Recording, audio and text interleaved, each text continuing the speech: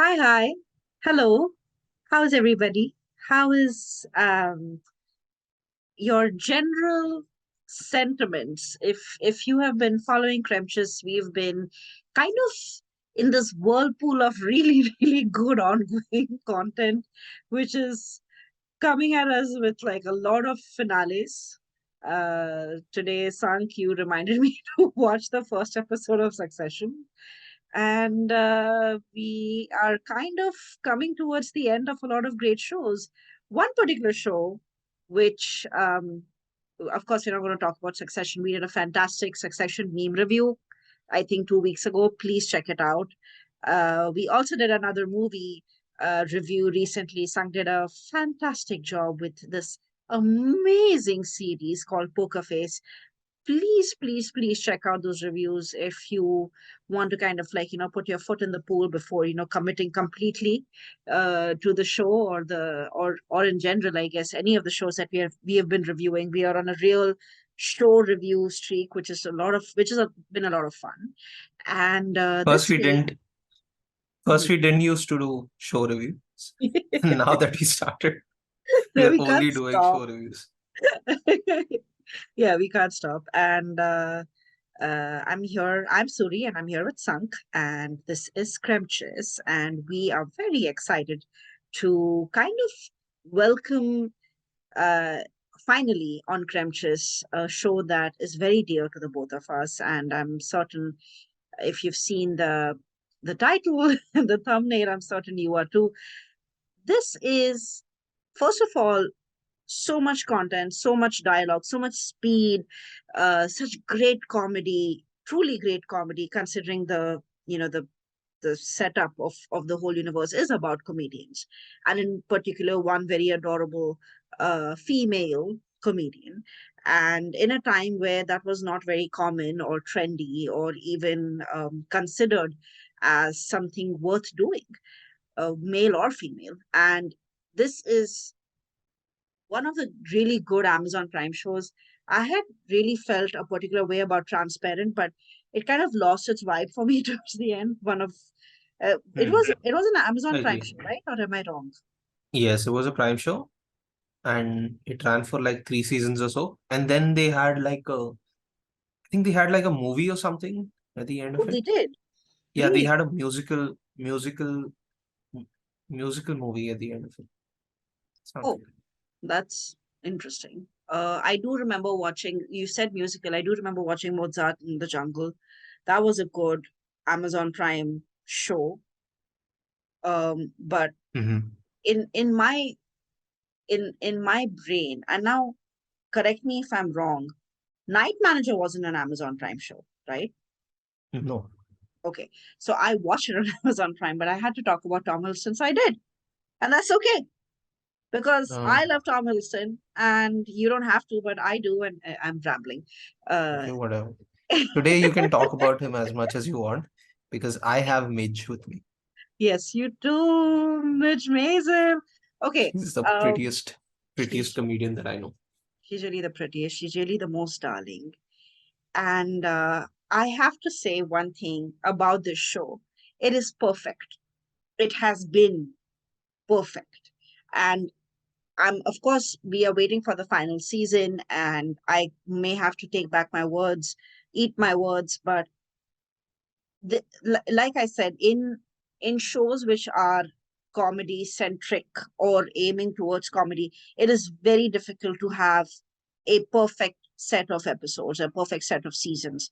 And I think Marvelous Mrs. Maisel is doing wonders. Like wonders in terms of every season has something new that they're grappling with. The first season had, I think, like she was dealing and coping with the wake of a divorce and trying to figure out how she was going to sustain herself because her husband had not managed the money really well. And in the middle of all of that, realizing that she has a natural talent to, like, really perk up an audience and have them laugh. Um, and the second season kind of explores how she started really experimenting, really going to like different shows on the road. And then the third season is her getting um, her getting, I guess, taken aback by certain incidents that happen from when you perform, especially as a comedian, where you say things that aren't supposed to be offensive. Cue in the reference of Will Smith and the Oscars incident. I don't think it was meant to be offensive in any way, whatever the comedian said, but he got slapped, and that was very relevant even in a time where people did not understand comedians and did not understand what they were trying to do, and everything was a take or a satire or simply a joke, but it was considered offensive. And the fact that this show exists in such a beautiful way, it's so poetic. Like I love every character in the show. I'm, to be perfectly honest, there are some shows where certain characters irk me and I don't understand why they're there. That has never happened with Midge Maisel's character set. Like everybody associated with her is important to the story and has to exist for the sake of the story, and not necessarily contributing to Midge Maisel's character, but 100% contributing to our entertainment. And that is all I look forward to in that show. I think like what I love about the show and what I love about the character itself is that she's not trying to prove anything, right? Yeah. Like she's only doing it because she loves Yes. the validation like any other comedian. Like she wants the validation, she wants laughs, and that's why she's doing it. And it's so interesting that they decided to set it up in the 50s and the 60s is Mm-hmm. like a time when women had to like fight so much to get what they wanted, Yeah. like regardless of where they came from or like what class section they were from. Like even someone like as privileged as Midge, Mm. she does need to fight Yes. so much to get what she wants to do. Absolutely. And she's So very privileged, like yes, Park Avenue yes, privileged. it's like they specifically wrote that thing about her character about being that way, Mhm. that she doesn't have to worry about money. Like we'll talk about Susie later, but her Yeah. struggles are her struggles are so different, but she still is struggling. But even after all that, she's not doing it to prove anything. No, She's only doing it because she loves her job. That's what. Like absolutely. I really like the scene where she's kind of struggling to figure out how she's going to make her acts. And I think a lot of her character is about improv, like improv and thinking up facts on the spot that you can make fun of. And she has this fantastic manager who says something which is very relevant. And I think you and I also went through something like that, right? Like we are like, oh, let's just wing it and let's improv every podcast that we do, and let's just go with the flow. But eventually, as we did a couple, we realized that nothing is actually on the spot. There is so much of mental preparation that happens. There's so many times we've had conversations about particular movies and shows that it may seem like it's improv or improvised or done on the spot, but the reality is it has been done so many times in our brain or so many times with each other in our private conversations where it seems like, oh my God, I bet they prepped for it. And I think that was really eye-opening for me to see that happen in a field which requires a lot of like energy and on mm, on the spot kind of, you have to think on your feet and stuff like that. And I found that fascinating, that it transcends everywhere, that you have to prepare a little bit. The lipstick girl job that she takes up when she kind of hits a wall and she bombs in one of the shows or something like that, and she's not comfortable performing again live because of that, and she takes up this other job, and there's this fantastic scene between her and her father, and he's like, what did you say you were going to do? And she goes, I'm going to work at my job so that way, I can pay for my expenses and not be a burden on you. And I want my independence. So you don't get to decide when I come and go in this house. And he's like, and they're going to pay you. And she goes, yes. And then he leaves the room and said, and they'll pay you every week. Say, yes. And then he leaves the room again. And again, he comes back, said, they're paying you in money. And then she goes, okay. Okay. And every time she answers the question, she goes, okay.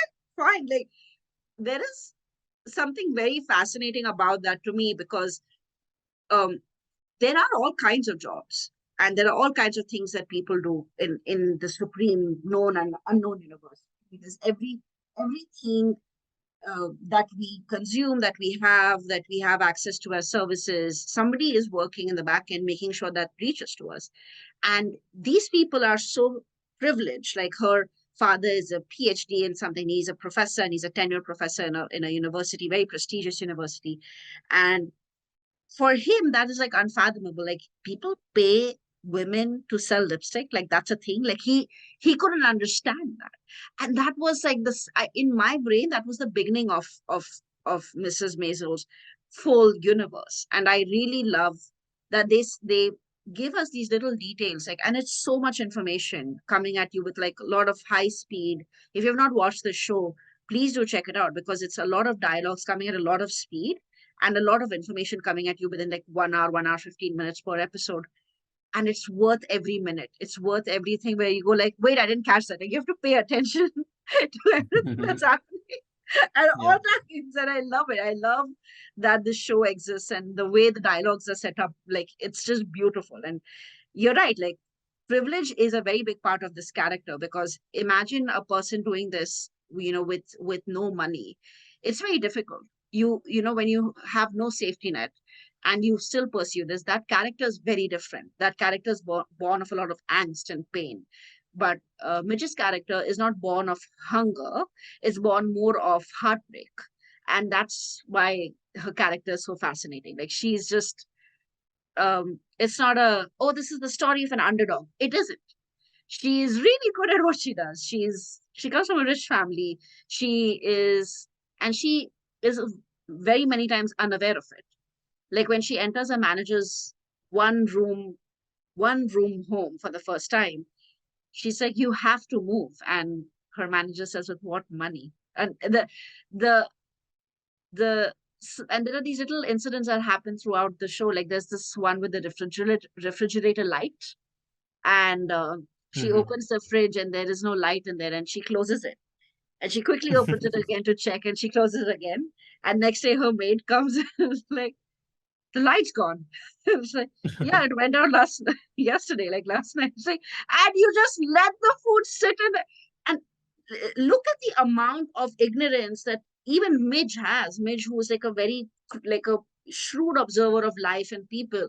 She is like, never had to worry about like the fridge getting spoiled or the fridge light going out and stuff. And her mother's equally ignorant and completely in the dark about these things as well, because she has never really had to do anything to maintain her lifestyle. Her husband took care of everything. So that setup of her family, and the fact that they, one way or the other, they live a pretty comfortable life, is amazing. And then to see them get plucked out of it slowly as Midge pursues something, and her father, like, it's a story of not just her but her family, and how everything impacts, like every decision that she makes impacts everyone around her one way or the other. And that is done very slickly, like without really making it seem like, oh, we're doing this because we want to add another episode. No, we're doing this because how else would you do it? It was the 50s. Like, how else are you going to set up a story like that? And you're right, actually, it did happen. You're right. It's like the 50s story, the 50s era, because remember when Midge's father meets these group of pseudo intellectuals, and they're like, oh, let's start a newspaper that's called It's the 60s, man. And, like, usher in the new decade. So laughing. It's 60s is supposed to be edgy for them, like, and that's hilarious to me. So I'm going to say this now. I was interrupted for no rhyme or reason. Apparently, something was wrong with my volume. We checked. Nothing was wrong. If I would have, okay, by the way, guys, she's doing the recording. If I would have done the recording, it would have actually come bad because of her really shitty internet connection. Sure. So yeah, it's good to blame the person, but you don't want to sit and think for 2 seconds that you should be taking some responsibility for your shitty equipment. But here we are trying to record a podcast with no money. Okay, let's not decide for like you don't decide or I don't decide. Just tell us in the comments if a person on Zoom, if the white signal turns to yellow and red, what does it mean? Is it the device or is it the shitty internet connection? The only person who can't hear me is you. Very clearly, that has been proven by the recording, which means something's wrong with your equipment. Anyway, moving on. So, I was thinking about the 60s, the concept of the 60s being considered edgy, and then these people kind of being the pioneers to it. Have you, did you ever have like any prior knowledge to like the what was going on in the 50s, like in the comedian scene or anything of the? I didn't know anything up until I watched Marvelous Mrs. Maisel. And then I looked up like some of these characters and I didn't realize that some of them were real till I met till I met these characters, like in a fictional Mhm. show. Did that I happen? didn't know about I didn't know about Lenny Bruce. But after watching The Big Bang Theory, I found out about Bob Newhart. And they have referenced Bob Newhart in the pilot episode where her husband, ex-husband, he steals jokes from Bob Newhart. And then she finds out Yeah. that, remember, I think the first time he does a stand-up in the first episode, when he does a stand-up, he bombs fully. Yes. And the second time, he kills. And then she finds out that he's actually stolen those jokes from Bob Newhart. So first she thinks that Bob Newhart has stolen from him, and then she feels like, oh wait, that doesn't sound right, and that's when she finds out. Yeah. So I She's knew such about Bob Newhart. a dedicated wife, though, for her to immediately think that her husband's jokes were stolen, like Yeah, not even but considering the obvious. yeah, but you were right. Like she did not have to think about anything. She didn't even like forget something, not even like something like house chores or the fridge Yeah. door or anything. Like she didn't even have to think about working and stuff. No. And even now, like the fact that she's doing what she loves, I don't think she looks at it like a job or anything. No. Yeah. It's more But like it does. good at and Sorry, what? want to let it go. She knows that she's good at it and she doesn't want to let it go. She wants to see how far it takes her. Yeah. Kind of like a challenge. Talking about like the way they deliver those dialogues, I think that's like very synonymous of the kind of movies that used to come out in the 50s and all. Yeah. So what happened was like cinema was made was like what in what like the late 19th century or something, right? Like so there was like 3 decades of silent movies that people used to go to. And then when they discovered audio, then when they discovered like dubbing and all, Yeah. 30s, 40s, 50s were just movies about them just talking over each other and just talking like that became a genre, like something Yeah. like Philadelphia Story or It Happened One Night. Even like it carried on till the 50s, I would say, right? Like Yeah. 12 Angry Men and stuff like that. So Yeah. I think like even someone like who's accustomed to those kind of films Mhm. would obviously like Marvelous Miss Maisel. But yeah, it's very hard to do something like this because you're always needed to be witty in some way or the other. Yeah. That is something that, yeah, kudos to the writers for this. Absolutely.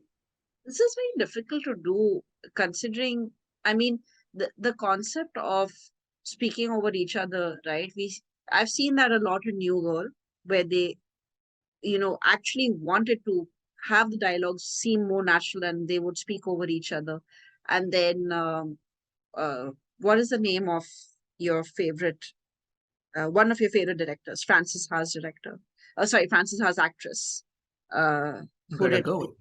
yes. So she apparently, when she was doing Little Women, her, one of her stars, Florence, wait, am I saying that right? Florence Pugh. Yes. So Florence Pugh, when she saw the script for the first time and she saw the dialogues, she saw like a bunch of sentences that were kind of overlapping each other. And she just figured it was like a typo, and the director didn't know how to type or whatever, which is why it happened. And she fixed it. And then the next day, the director was like telling her, you're not you're waiting for him to finish his line and then you're saying your line. Why are you doing that? And she's like, what do you mean why I'm doing that? It's, I specifically put the dialogues right below the word where you have to start talking.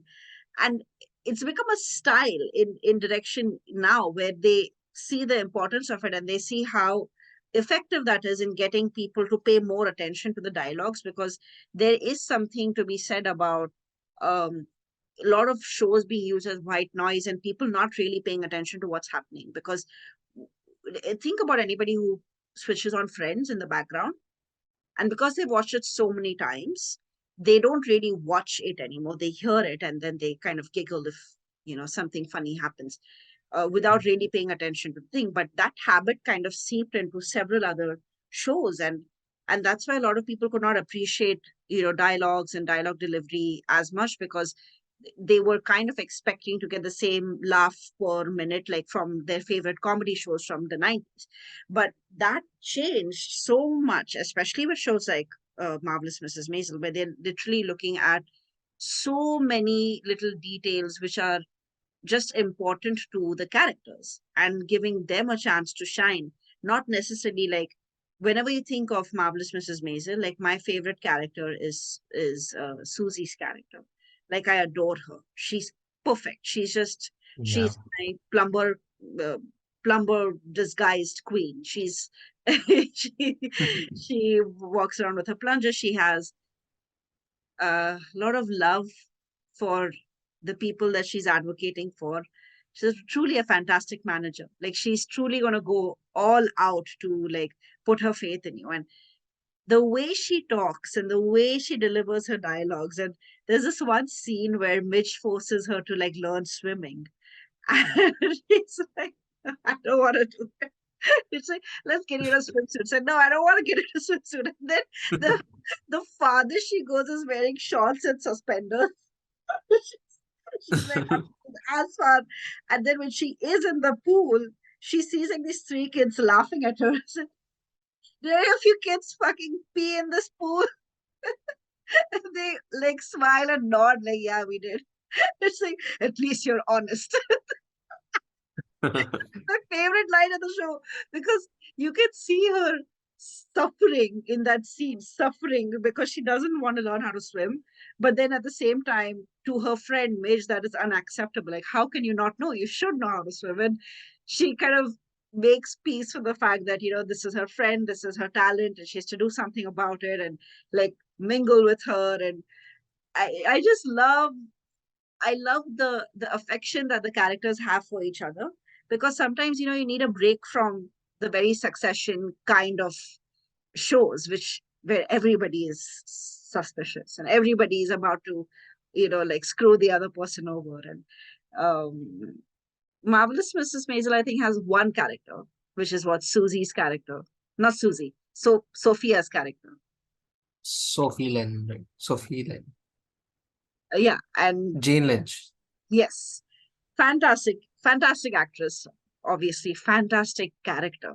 And I think she's the only one who's like a bit you know like dark and annoying, and not necessarily dark, but definitely very selfish, very insecure, very scared that she will not she will be considered like a failing actress of some kind. But again, that's the only like element in that show which makes you go like, oh my god, like what's going to happen now, because she's truly scary.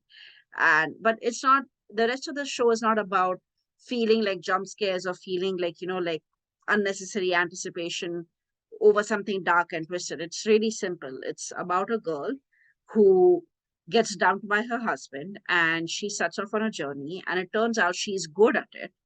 And her manager always says that to her when she had no other people to represent and she had only Mish to represent. She says, one day you're going to be the most important comedian in the world.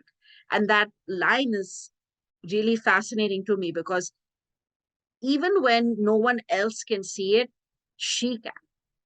And even when no one else can understand it, Susie is a person who's just, she never, like, she knows Midge is like rich and she teases her for it and stuff like that, but she never like holds that against her, which is fascinating to me, because she has several opportunities to be that way. but she doesn't. And there's this really, really amazing exchange between Midge and her friend. Um, and she says, do you know that Sophie's like, trying to become the manager for one of my competitors who tried to blackball me from everywhere. Say, yeah, how dare she after all the money she made off of you? And then she said, she didn't make any money off of me. Like last year we did one or two shows, like she gets 10, maybe 20%. She didn't get any money. Say, okay, but you are gonna make a lot of money soon. And then she goes, she doesn't know, and honestly, neither do I. And that that realization that she has to earn her bread and butter and she's still trying to make nice with Midge. Like those character moments are so well defined, and they also give you realization as an audience, because when Susie took on Jane Lynch's character, as her new talent, I was like, are you serious? Like, are you crazy? Like, this is clearly a bad idea.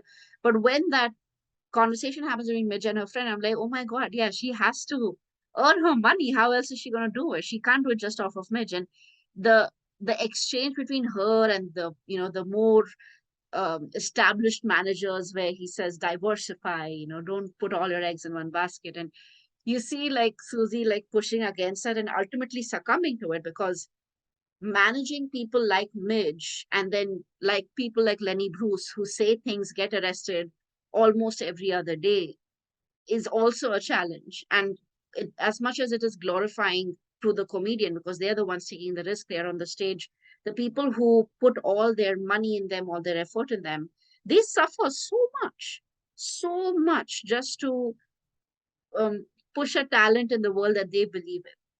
And I love I love that Susie's character just because of that, because she is very flawed. She has a major gambling problem, and but she's very loyal. Like when she tells off Midge's husband, and she's like, "You're such an idiot. You're gonna be sitting all sad and shitty in some bar, and then everybody's gonna be laughing at your wife's jokes, and all you're gonna say is."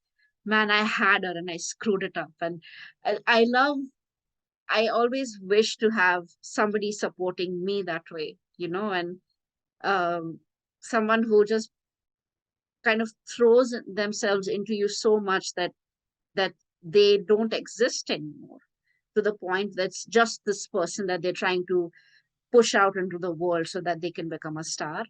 And it's amazing. It's really amazing that Susie had it, but Shy Baldwin's manager didn't have that trait. Um, Mm-hmm. because Shy Baldwin's manager, that scene, he messed up. He messed up by telling her to improvise. That was a shitty manager move. That wasn't her fault or anybody else's fault. That was Shy Baldwin's manager's fault for like being like not like going over the jokes before sending her on stage. Like, yeah, that was his fault. That was nobody else's fault. And I think one in the final last season, we find out that Shy Baldwin let go the manager and pretty much the entire crew. The crew I don't agree with, but he was right to let go that manager. He was.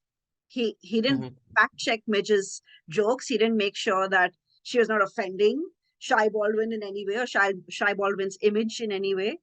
And he dropped the ball. He deserved to, you know, kind of face the wrath of Shy Baldwin in that arena, in my opinion. Although I'm not taking Shy Baldwin's side, I'm saying in terms of professionalism, that makes complete sense to me. Yeah, yeah, I totally agree.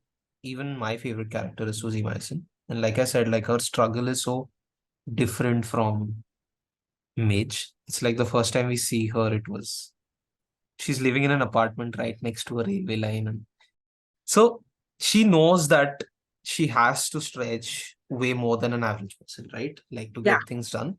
And yeah. I think like the way she does it is to have a no bullshit attitude. She knows that that is the only way she can do stuff, and she is so good at it, right? Right, like be it someone like she just met, or be it someone like Midge who she knows for so long. Like she has that tough love attitude, and Mhm. she doesn't care about it, right? Like there's a scene when she goes to Sophie Lennon's house the first time, and the butler asks her for identification in a very thick English accent. Like, may I see your identification? And she just shows him a finger. Like that is something like only Susie can. Yeah, she just flips him off and he's like, okay, I know you're Susie Maisel. Let's go. Yes. Yeah, that's a good detail over there. She doesn't hesitate in being brutally honest. Like even to Mitch, like they have such a sweet relationship. Remember that one time, like she's always talking in a very emotionless manner, but I know that we know that the words that she uses all has such brevity in it. And there's this one time where she actually shows emotion and they both get uncomfortable. Like she Yeah, actually compliments her, right? Like, yeah. uh, you're really good. And Midge is like, okay. And then she realizes that she's actually complimenting her. Complimenting. And they both And like she's dissolve yeah, into tears. she's crying and like, oh my God, there's water on my face. What is that? You're crying, Susie. Yeah, Yeah. it's a good one. It's a good scene. And like even like to someone like her mother, right? Yeah. Midge's mother. Like the first time she talks to her, she gets scared. Like Midge asks her what's the problem? And she said, what's the problem? Your mother's the problem. I actually forgot my name when I was talking to her last night. Like, yeah, she can do that. She can intimidate someone. But the Yeah. next time when she meets her on the table, I don't know whether like I think it's one of Midge's shows only. She offers Rose a drink, and Rose just like insults her in some way. And she takes the drink, but as soon as Rose reaches for the glass, she just drops it. Oh yeah. Oh Remember yeah. that one? I remember that scene. I think that's when she is performing for Shy Baldwin, right? Yeah, It yeah, happens yeah, around that. Yeah, yeah, yeah. Mother's really like being really shitty about the whole situation because she doesn't want her to be a comedian. And yeah, oh yeah, I remember that scene. I also really like the episode where Susie is kind of escorted by Mitch's mom, and they're in a high tea cloud, and she gets her like whipped cream, just a cup of whipped cream. And then she's like, what is this? I said, it's whipped cream. And then she said, all this just for me? She's like, yes, I thought you would like it. Susie's acting like a tantrumous child, and it's so cute because you yeah, never get to see Susie enjoying herself, like ever, ever. She's just yeah. always on edge. She can't afford to.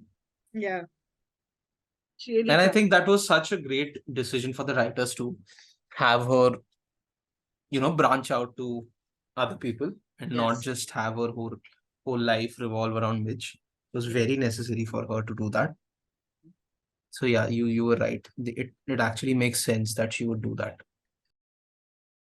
It's fascinating to me that Susie and her her sister as well, like the way the con that they pull off between the two of them over the life insurance. Her sister's very feminine. Like when they introduced her family, I was half expecting her sister to also like be a little like Susie, but her sister's very feminine and very, like aware of her feminine charm and wits, and Susie cannot make sense of that, but she's very close to her sister. And even over there, she said, your husband's a complete asshole. And she's like, I know he's an asshole. the the setup of Susie is very simple. She is incapable of lying, and she's Mhm. incapable of sugaring stuff up. Like when Midge completely loses her marbles in the last season, where she refuses to be a headliner or something like that. She wants only solo acts, and Susie kind of hires this assistant, and she instructs her to tell her, "I'll call you if I have a job for you," rather than like, oh, okay, if you want a solo act, fine, help you do a solo act or like whatever. And she she is very it, it, she's very anti-Midge selling herself short. Like when she gets that gig at the burlesque club or whatever. Susie's like, but I didn't do anything to get you that gig, so I don't want this money. I don't want a cut off. It's like, yeah, but you're my manager. You can like, send people to a place where women take off their clothes. No, I can't do that. It's not a real club. And then she's like, oh, it is a real club. It's right here. She's like, at the heartbreak of Susie, especially, is very fascinating to me because in many ways, Susie entered the business because of Midge, because Midge exists. And she wouldn't have. She has a knack for understanding who should be on the stage. But had Midge not that day taken off her top and lost her shit because she got drunk and was dumped by her husband, it is very possible that Susie Myson, the agent manager or whatever, wouldn't have existed because so much of her life is attributed towards making Midge a star or helping people recognize who she is, even when she gets blacklisted, even when she gets thrown out of every club, even when she gets arrested. And Susie kind of she's along for the long term. And she's not just in it till Midge is successful. Like the Shy Baldwin episode where she realizes that Shy Baldwin has a secret, that he's in the closet, and she looks at the manager and she goes, shit. And then she looks at Midge and Midge is like, what did I say? And she's like, I should have been there. I would have not, I would have talked you out of changing your jokes. I said, but then I would have bombed. I said, it doesn't matter. You had bombed one show, maybe. That too, we are presuming you would have bombed. And you would have done well in another show. And Midge is just standing there in her underwear in the rain. It's like, just come back inside. And then she's like, I know you're worried about it. She's like, I'm not worried about you. It's a cab and it costs a lot of money. The complete uh to see her breakdown first time, like actually get fed up of the business is just she's a fantastic actress. She deserves a lot of recognition, like a lot. She and the Shy Baldwin actor, they are good. Like they really stole the show. They steal the limelight from Midge whenever they're in a scene, and it's very difficult to do because Midge's character, the actress that's playing her, is so vivacious and so effervescent. Like immediately you're staring at her. She's very pretty, but she's not like like I believe there are kinds of pretty. Like there is the Margot Robbie, Midge Maisel, Scarlett Johansson pretty, where your mindset is like, oh my god, they're very beautiful, but man, can they pull off a scene. And then to pit that with not very makeup kind of a character, always in a hat and suspenders and a suit, like really going out of the way to keep the attention away from her, still manages to steal the focus. Like I find that amazing about Susie Madison's character. I don't know if it was written that way or if she portrayed it that way, but either way, complete genius. Like perfect character arc as well. I think in the first season they might have written a lot of things for her, but then they realized what Yeah. Alex Borstein can do. Yes. Yes. 100%. I agree. 100%. They knew that how much she can branch out now, not just a character. Absolutely. Okay, tell me this. What is your least favorite character in the show? My Let's least say favorite character is I don't know, Joe Mason. Joe maybe. Yeah, say he started off as this guy who we love to hate, yes. and now I don't know how I find him like very how Whiny. do you say it? No, like a pushover. That's it. Oh, a pushover. Okay. In my brain, So it was more like whining. yeah, Mhm. so that makes it so annoying, right? Like someone who's Yeah. a pushover and someone who's uh, Yeah, absolutely. And the thing is, Whatever he did to Midge, it is unacceptable. It is unforgivable. But the thing is, like, when he meets this new girl, this new very mystery laden girl who set out to be a doctor, there is a level of responsibility that he has just not learned, and he's just he knocks her up. I'm like, I'm just sitting on this side of the story, and I know it's fictional, but in my brain I'm thinking, okay, Joel, you literally have a knack of complicating things that don't need complication. Like, he didn't need to leave Mitch. There was no reason for him to do that. He was just he there's this dialogue between him and his friend where he says, you know what your problem is? And he's like, what? You always want to date the bad master. And he's like, yeah, so said, try dating a simple girl. He said, but dating the bad master is so much fun. Like, he wants the joy and the excitement that comes from dating a girl who's in charge, but he doesn't want the responsibilities that come with it, because that means you are ideally a person who has to also support her. Like, it's not enough that she takes charge. It's sometimes you also have to step forward and take charge of the situation. And he keeps complicating very simple things in his life. And I don't know why they have made his character this way. Like, I still love He to starts hate him. off, yeah, he starts off like someone who has a midlife crisis, and Yeah, like the worst possible version of a midlife crisis is losing what you have in life as well. yeah. Not just not just cribbing about things that you don't have, because you do that, you also lose the things that are beautiful in your life. And that is Joel Mason. That is why like the most annoying characters in shows are the ones who do this. Yeah, yeah. Tell me something. Would Hmm. you pay for, like, if Midge was real, would you pay to watch her? Oh, that's a good question. Uh, I would pay to watch her in, like one of those Parisian clubs that they showed us. Mm-hmm. I love I romanticize the ambience. So yeah, I would like to go, not in the gaslight. I would not go to see her in the gaslight, but I would love to see her in a more cozier setup, where I can just laugh. I would go to the burlesque club to see her. I would pay for that. Mm. You know what I was saying? Like, I would pay for that. But if you told me, oh, she's like at the gas site kind of makes me feel a little claustrophobic. So it really depends where she's performing. But yeah, I would pay to see her. Would you?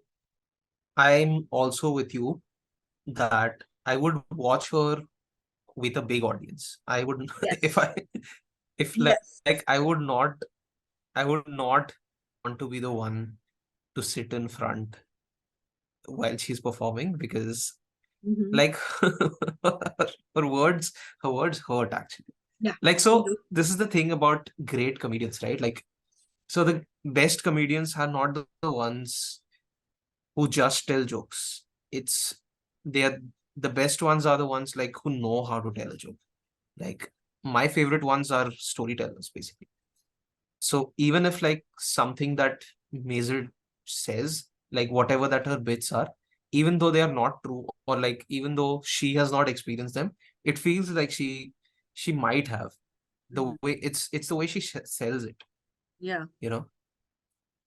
It's just because of that, like that's why her bits hit hard for me as well. Like that bit that she does where she talks about, I don't know where it was. I think it was the Florida show that she did, Yeah. where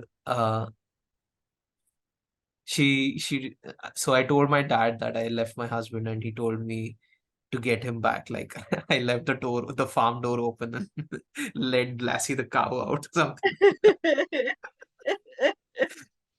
Yeah. So he was very mad at me, but my mom is not, because she hasn't heard it. Or she knows about it, but she makes sure that she hasn't heard Yeah. Yeah, yeah, Like yeah. it's I the way remember. she sells it, you know. Mm-hmm. That's Mm-hmm. what I'm saying. I don't know, like even like when I saw, I only know Bob Newhart from that era, but even his bits weren't like bam bam bam. Like he But they was were. great in delivering, but in a very cool and calm way, and he had the usual, you know, setup punchline kind of format, but Midge is not like that, and that's what I think. Like, man, these guys could have like just they could actually, you know, after the show ends, they could actually make a 90-minute special, comedy special. I would love to see that. I Yeah, would love to see that that's because how they should choose to end the show. yeah. Oh, idea. What if, like, after the show ends, they have a comedy special, which is Midge performing for 90 minutes and just some, you know, like that Steve Jobs movie that came out with that Danny Boyle directed. Oh, okay, So, okay. so his whole biopic is covered within of his shows, three of his inauguration shows, like Okay, okay, iPad, okay. iPhone, this thing. And between that, we see what happens backstage and what is Oh, happening in his life. So they can do that with Maisel, yeah. where she Yeah, that's performs. a good idea. Yeah, she comes back, and then that's how she's dealing with the manager and everyone. Um, I was reading about Lenny Bruce and his uh interactions with the police, and there isn't a like one particular comedian, lady comedian of that time, uh, that was particularly Midge Maisel, but there were a couple, Yeah. and I think they've taken references from them. Uh, Oh, mhm. There were a couple of women, and because Lenny Bruce is real, that's why there is a lot of mystery attached to Midge Maisel to figure out who she is and who does she like, who is she the essence of. And you're right, like it would be really nice to see her continuously performing because we've only seen it in like chop chop chop, like we see a couple of mhm. jokes come at us, really good jokes, really well written jokes, like very like very astute, like shrewd observations that are unique to her but still very relatable.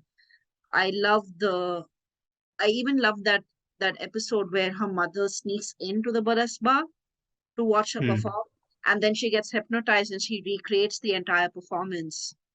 Uh, I really like that they have somehow managed to keep the continuity without really giving us a full glimpse of the show. And if they do take your Yeah. idea, it would be awesome. It would be like the perfect way to send us off because how many, four seasons?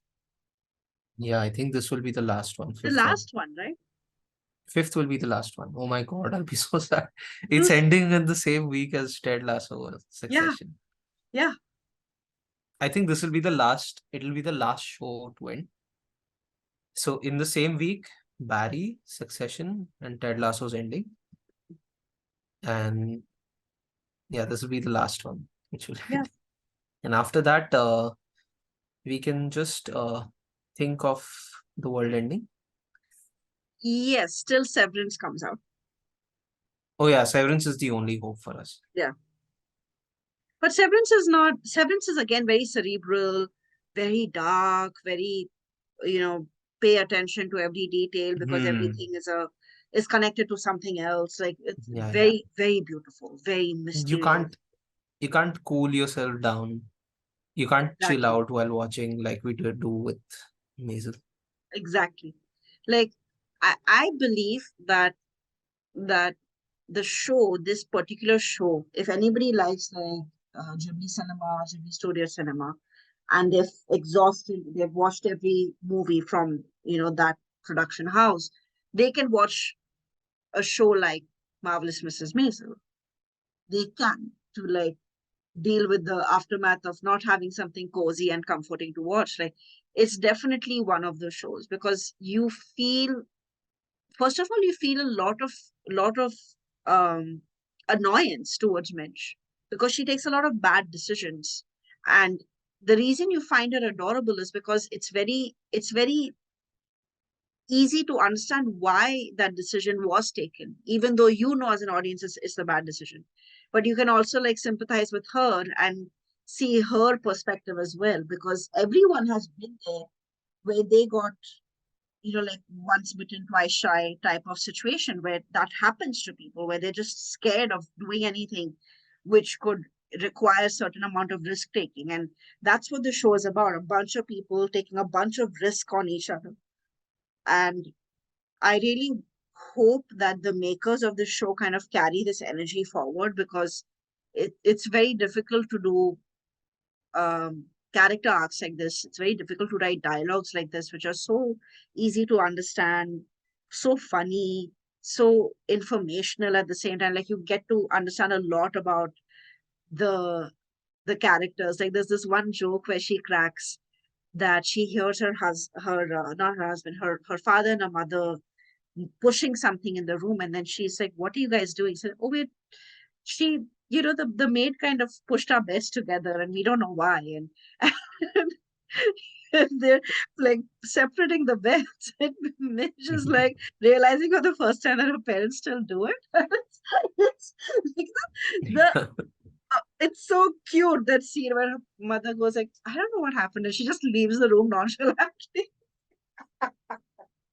We need to have a separate episode just for Abe and Rose. Yes, yes, absolutely. Abe is very,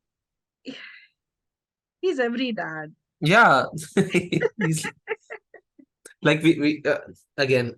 Oh my God, this is the second time in this. Like last week also I made this reference, but we're like that Leo DiCaprio meme, pointing towards a Yeah, TV screen. Dad. dad. Yes, yes, because remember the thing where they go to Catskills and he doesn't get the regular helper boy that they usually assign to him, because that boy went on to study law and is on his way to become a lawyer or whatever, and he's really angry with this new boy for no good reason. It's like, you're not like the previous boy at all. And the guy's like not even said a word, like not even introduced himself. And he immediately hates him. And then as they're setting up the house, he goes, this tree wasn't here the last time. It was on this side. And then boy is like so stressed out, like he wants to impress this guy. So I can move the tree for you. And he's like, move the tree? Explain yourself. How are you gonna do that? I love that he's this angry, curly haired dad, because my dad's like that. He's just like like always upset, always angry, uh, like frizzed out hair father. And to see that it's so consistent, and they're very idealistic. They love their wives. Their wives are very important to them. Uh, uh, There's that. I think it was in season 2, right, where Rose goes off to Paris yes. or something. Was it in season two, or was it in the last season where she No, goes no, off? no. It Season two was it was. season 2 or season 3, one of those, Mm-hmm. where she just wants to live alone, and he goes to bring her back. No back, and he fails, so he stays there with her, like a Yeah, like a live-in boyfriend, not like a husband either. And I've but never he, seen like yeah, re rekindling relationships like that. yeah, and the way he talks about her to Midge, he's like, your your mother used to eat. She would just get cake for dinner and just eat that. And she would wear a beret and she would talk about life and art and philosophies. And then she's saying, and then what happened? It's like, nothing happened. People grow past that, Midge. You can't just keep talking about that all the time. But now all of a sudden it looks like that's all she wants to do. And Midge is kind of like refusing to see her parents other than parents. And you see that even children, as modern and open-minded and independent they might be, they never really understand that their parents used to be just like a couple that didn't have kids, that weren't Mhm. married, that were just in love. And she sees that what they're doing is crazy, but she doesn't understand why they're doing it and why they want to go back to that, because they want some control over their life and they've lost it. Um, it's just really, it's fascinating to me because there's this, and he understands the importance of that couplehood, and he understands the importance of that vow he has made his wife, because when he meets Joel in the wake of the divorce, he looks at him and he goes, where are you going to find another girl like Midge? And it's the only time you realize that he loves his daughter. Yeah. He respects her. He admires her. So, because imagine looking a man in the eye and saying that, saying, "Where are you going to find another girl like my daughter?" And you have to understand that this is not a, oh, because she's daddy's girl. She's not daddy's girl. Like, they get at each other's throats all the time. They don't agree with each other. They hate each other. But when it comes to it, she's like his mom when she says, my father had completely lost his balance. He was so scared because he didn't know how to deal with a person in a hospital. And in that moment, she was like his parent. And he has no idea that she sees him in that light, and she has no idea that he even said that to her ex-husband. And the you see it over a couple of seasons, and it's like the most, like, everybody loves Lenny Bruce and Mitch Maisel's romance, or the build up to the romance. And yes, it's phenomenal. It it raises, like, it gives me goosebumps. Like, I have never seen so little kissing, so little sex, so little nudity happen, and feel so many feelings when seeing a on-screen romance. But the relationship between Midge and her father, Abe, it's phenomenal. But to see them influencing and impacting each other without intending to, like, it's just, oh, it's beautiful. Like, that relationship is just stunning. I agree. Really? Yeah, let's wind this up because we have a lot of love to give you guys, but we're not receiving love from you. Where are your comments? Where is your love for us? Tell us what you like, because we know you're listening, but you're just not telling us what you like. And we would really, really like for us to have, a little bit more interaction with you guys. So please like, share, subscribe, obviously, but also comment. Give us comments, give us Hmm. some information about what you're thinking. Also, don't forget to comment below that she's at fault for not having good audio. Don't forget about that. You know what an anticlimax is? Do you? Okay, okay, fine. Do you, though? Didn't exist till the day you were born. And then you were born, and there was only anticlimax. No, I thought I happened after the climax. Yeah! Stop! I thought it's the Oh other my way. God. I thought I was so smart by saying after you were born, but no, you still had to. You know what, guys? Bye. We're done. Thank you. Thank you for listening. Hey, what are we discussing next week? Are we Next giving a hint? week, I don't know. What do you want to talk about? Nobody's telling us, so we can do whatever we like, clearly. Yes. Let's only talk about the costumes of Susie Myerson. Yes. Just an episode of costumes of Susie Myerson. Yes. We will be dedicating 3 hours to that. Thank you. Yes. Bye bye. Bye bye, guys. We love you.